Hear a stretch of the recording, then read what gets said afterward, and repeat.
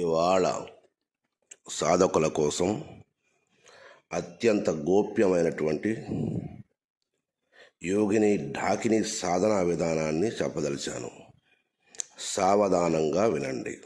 ఈ ఢాకిని సాధన ఎవరైతే చేయాలనుకుంటారో వారు ముందుగా పంచాక్షరి మంత్రాన్ని 30,000 జపం చేసి తదుపరి ఇక్కడ మేము చెప్పిన విధంగా మేము చెప్పినట్టు యథాతథం మేము ఇచ్చిన మంత్రంతో పాటు ఎవరైతే చేస్తారో వారికి డాకిన్యాంబ దర్శనం అవుతుంది అని గుర్తుపెట్టుకోండి. ఈ యోగిని సాధన ఎవరైతే చేస్తారో వారికి ఈ మహాశక్తివంతమైనటువంటి యోగిని సాధకునికి సర్వరక్షక శక్తిగా మారుతుందని గుర్తుపెట్టుకోండి.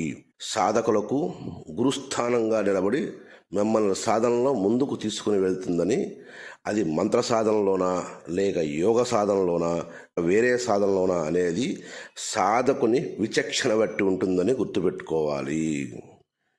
ఇలా ఏ సాధనలోనైనా సరే తప్పకుండా ఈ తల్లిని నిన్ను గైడ్ చేస్తుందని గుర్తుపెట్టుకో. ఒక గొప్ప గురువుగా ఉంటుందని గుర్తుపెట్టుకో. అందుకే అమ్మవారిని గురుమండల స్వరూపిణి అని కీర్తిస్తారు. ఊరకనే కాదు. కనుక ఇక్కడ మేము చెప్పబో యోగిని ఢాకిని సాధన ఎవరైతే చేస్తారో వారికి సంపదకు లోటు ఉండదు, ఆయుష్కి లోటు ఉండదు. మీ జాతకంలో ఆయుష్ 0 అని ఉన్నా ఈ సాధన చేసిన వారికి పూర్ణ ఆయుర్దాయాన్ని చేస్తుందని గుర్తుపెట్టుకోవాలి. ఈ సాధన ఏదైనా అమావాస్య రోజున సాధన మొదలుపెట్టడం ఉత్తమం. ఈ సాధన చేసేటప్పుడు సాధకుడు పాలతో కూడిన అన్నం మాత్రమే 2 పూటలు తినాల్సి ఉంటుంది అని గుర్తుపెట్టుకోవాలి సాధకులారా. ఇది 53 రోజులు సాధన. రోజు ఒక్కింటికి 5,000 మంత్ర జపం. రాత్రిపూటలే సాధన ఉంటుంది. కనుక గుర్తుపెట్టుకోండి సాధకులారా. ఇది జన్మకొక సాధనలాగా చేసుకోండి. జన్మకొక సాధన చాలు అంటారు పెద్దలు. ఇటువంటి సాధన ఒక్కటి జన్మకి చాలు. అన్నీ తనకు తానుగా మనకు ప్రసాదించే ఈ డాకిన్యాంబ ఈ యోగిని మహాసిద్ధప్రదాయని అయి సిద్ధమండలానికి కాపు కాస్తూ ఉంటుందని గుర్తుపెట్టుకోండి. ఈ సాధన చేయదలిసిన సాధకుడు అమావాస్య నాడు ఈ సాధన మొదలు పెట్టవలసి ఉంటుంది. ఆసనంగా నల్లని కంబలను వేసుకోండి. నల్లని వస్త్రములు మాత్రమే ధరించవలసి ఉంటుంది. ఈ సాధనలో సాధకుడు ఎప్పుడూ గుర్తుపెట్టుకోండి సాధకులారా, మళ్ళా చెప్తున్నా గుర్తుపెట్టుకోండి. ఈ సాధన చేసే సాధకుడు నిరంతరం అతని తలకి నల్లని నువ్వులతో తయారైనటువంటి నూనెని మాత్రమే ఖచ్చితంగా పెట్టుకుని సాధన చేయవలసి ఉంటుంది. నువ్వుల నూనె మాత్రమే పెట్టుకుని సాధన చేయవలసి ఉంటుంది. ప్రతిరోజు రాత్రిపూట పెట్టుకోవలసి ఉంటుంది. ఈ సాధన రాత్రిపూట చేస్తారు కనుక ప్రతిరోజు రాత్రిపూట మాత్రమే తలకి నూనె పెట్టుకుని నువ్వుల నూనె పెట్టుకుని సాధన చేసి పొద్దున్నే తలస్నానం చేయవలసి ఉంటుందని తెలుసుకోండి. ఈ విషయం ఖచ్చితంగా గుర్తుపెట్టుకోండి. నువ్వుల నూనె తలకు బాగా పెట్టుకుని ఈ సాధనలో చేయవలసి ఉంటుంది. ఈ సాధన ఏదైనా అమ్మవారి ఆలయంలో కానీ లేదా శక్తిపీఠంలో కానీ ఈ సాధన అనుకూలమైన ప్రదేశం అని గుర్తుపెట్టుకోండి. ఈ సాధనకి శక్తిపీఠం కావచ్చు, ఏదైనా అమ్మవారి గుడి కావచ్చు, ఇటువంటి క్షేత్రాలు మాత్రమే ఈ సాధన సిద్ధికి అనుకూలమని తెలుసుకోండి. ఇప్పుడు జోగులాంబ కావచ్చు, ఇంకా వేరేది ఏదైనా సరే పర్లేదు. శక్తిపీఠంలో మాత్రం శీఘ్రంగా సిద్ధిప్రదాయని అయి ఉంటుంది. ఈ సాధన 53 రోజులు దీక్షగా చేసుకుని మాంసనేత్రాలతో అమ్మని దర్శనం చేసుకోవచ్చు. ఈ కలియుగంలోనే జరుగుతుంది. ఇది కలియుగానికి సంబంధించిన మంత్రమే. ఈ కలియుగంలోనే చేయాల్సిన మంత్రాలు ఇవే. మీరు మనసు పెట్టి చేస్తే ఇప్పటికీ పలుకుతారు శక్తి దేవతలు. భయపడకుండా మనసు పెట్టి చేసిన వాళ్ళకి ఈ ఢాకినీ స్వరూపం కనిపిస్తుందని గుర్తుపెట్టుకోండి. అమ్మ స్వరూపం కొంచెం వికారంగా ఉంటుంది కనుక భయమో భ్రాంతి వద్దు. ఈ రెండింటినీ వదిలేసి అమ్మని దర్శనం చేయాలని గుర్తుపెట్టుకోండి. ఇక్కడ ఈ ఢాకినీ మంత్రాన్ని చెబుతున్నాను, వినండి.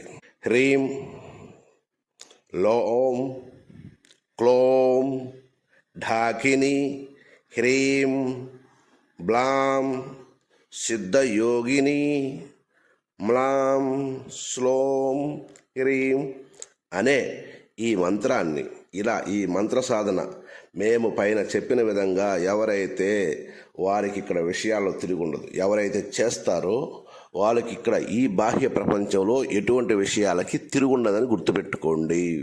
ఇది రాజకీయ నాయకులు లేదా రాజులు చేయవలసిన మంత్ర సాధన. కానీ అందరూ అద్భుతంగా చేసుకుని సుఖించండి. అందరి కోసం మాత్రమే ఇక్కడ ఈ గొప్ప సాధన అవస్థని బయట పెడుతున్నాను కనుక జాగ్రత్తగా చేసుకుని సుఖించండి. ఈ ఢాకిని కొంచెం మాయలు చేస్తుంది కనుక మాయలకు లొంగకుండా సాధన చేయండి. ఈ మాయలు ఎట్లా ఉంటాయంటే విపరీతంగా స్త్రీ జనం మిమ్మల్ని ఆకర్షిస్తారు.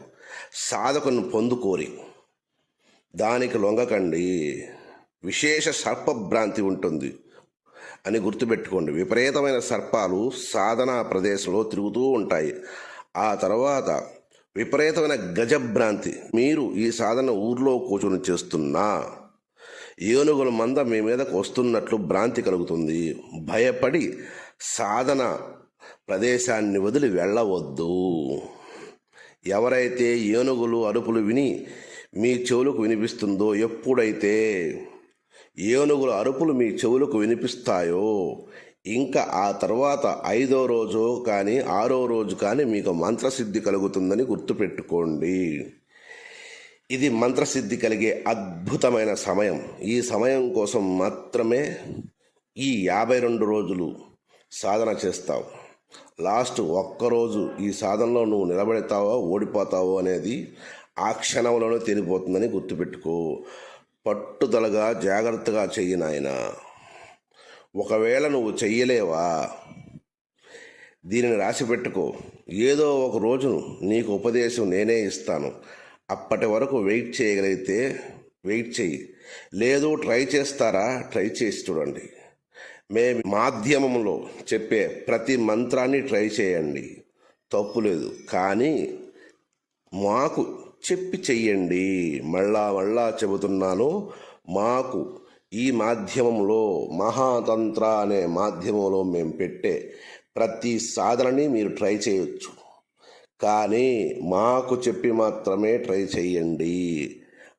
ఇలా ఎందుకు చెబుతున్నానంటే ప్రమాదాలు కలియుగంలో అడుగడుగునా పొంచి ఉంటాయి కనుక మీరు ఈ సాధన చేస్తున్నప్పుడు ఆ సాధనా ప్రదేశం కావచ్చు, మీరు సాధన చేసి ఎక్కడైతే చేయాలనుకుంటున్నారో మేము ఎక్కడైతే ప్రదేశాలు చెప్తామో ఆ సాధన ఏ సాధనలకి అక్కడికి వెళ్ళి మీరు చెయ్యాలనుకున్నప్పుడు ఒక ఫోటో వాట్సాప్ నెంబర్ ఈ ఛానల్లో ఉంది. ఒక ఫోటో నాకు పెట్టి సాధనకి ఉపక్రమించండి. లేదా మేము చెప్పేంత వరకు వెయిట్ చేయండి. మీ ఓపికకి ఇది పరీక్ష, గుర్తుపెట్టుకోండి నాయనలారా. కనుక ఇక్కడ ఈ కలియుగంలో ప్రతి సాధన నువ్వు ట్రై చేయొచ్చు. ఇక్కడ ఈ మాధ్యమంలో పెట్టే ప్రతి సాధన నువ్వు ట్రై చేయొచ్చు. కానీ మాకు చెప్పి చెయ్యండి. ఎందుకు అంటున్నానంటే మాకు చెప్పి చెయ్యండి అని ఎందుకు అంటున్నాను అంటే పదే ఇదే విషయాన్ని ఎందుకు చెప్తున్నానంటే మీకు తెలియదు, అది అక్షరాల సమూహమే కదా. ఏమవుతాయి అనుకుంటే కరెంటు షాక్ కొట్టిన కాకి పిల్లల్లా అయిపోతారు నాయన. గుర్తుపెట్టుకోండి. దయచేసి మీరు చెయ్యాలని చేసుకోండి, ట్రై చేయండి, తప్పులేదు. కానీ మాకు చెప్పండి చేసే ముందు. అమ్మ మీకు రక్షణగా ఉంటుందని గుర్తుపెట్టుకోండి. మళ్ళా మంత్రం ఒకసారి చెప్తున్నాను నాయన, వినండి. ఇక్కడ కొంచెం ఎక్కడైనా మీకు అర్థం కాకపోతే మళ్ళా వినండి. ఎందుకంటే ఇది 1కి 10 సార్లు వింటేనే మీ ఎక్కెక్కుద్ది. గుర్తుపెట్టుకోండి నాయన. మళ్ళా ఇంకోసారి మంత్రం చెబుతున్నాను. ఈ మంత్రాన్ని డిస్క్రిప్షన్లో కూడా ఇస్తాను, కాకపోతే మీరు చేసుకోండి. మంత్రం చెప్తున్నాను వినండి నాయన. హ్రీం లోం క్లోం ఢాకిని హ్రీం బ్లాం సిద్ధయోగిని మ్లాం స్లోం హ్రీం అనే ఈ మంత్రాన్ని మీరు ఇక్కడ చెప్పినటువంటిగా, నియమాలు పెద్దగా లేవు, కాకపోతే ఇక్కడున్న నియమాలు మాత్రమే, ఈ సాధన విధానాన్నే చెబుతున్నాను తప్ప నియమాలు చెప్పలేదు. ఇక్కడ ఎవరైనా చెయ్యాలి అనుకున్న వాళ్ళు నాకు మెసేజ్ పెడితే నియమాలు చెబుతాను. ప్రతి దాంట్లో ప్రతి సాధనలో కొన్ని నియమాలు అనేవి సహజంగా ఉంటాయి. ఆసనం దర్భ వేసుకోండి, లేదా గొంగళ వేసుకోండి, లేదా ఇంకోటి వాటెవర్ మేబీ ఏవైనా వేసుకోండి, కానీ సాధన చేయండి. ప్రతి ఒక్కరూ మంత్రపిండంగా మారండి. ఈ యోగిని సాధనలు కొంచెం కష్టసాధ్యం, అసాధ్యం అయితే కాదు. గుర్తుపెట్టుకోండి నాయన. మళ్ళా చెబుతున్నాను ఎందుకు ఒత్తొత్తి చెబుతున్నాను ఎందుకు మీరు అర్థం చేసుకుంటారని. ఇకపోతే నాయన, ఈ సాధనని అమావాస్య రోజు మొదలుపెట్టి 53 రోజులు ఈ సాధనా సిద్ధికి. గుర్తుపెట్టుకోండి, ఈ సాధనా సిద్ధికి 53 రోజుల సమయం పడుతుంది. సర్వే జన సుఖినో భవంతు.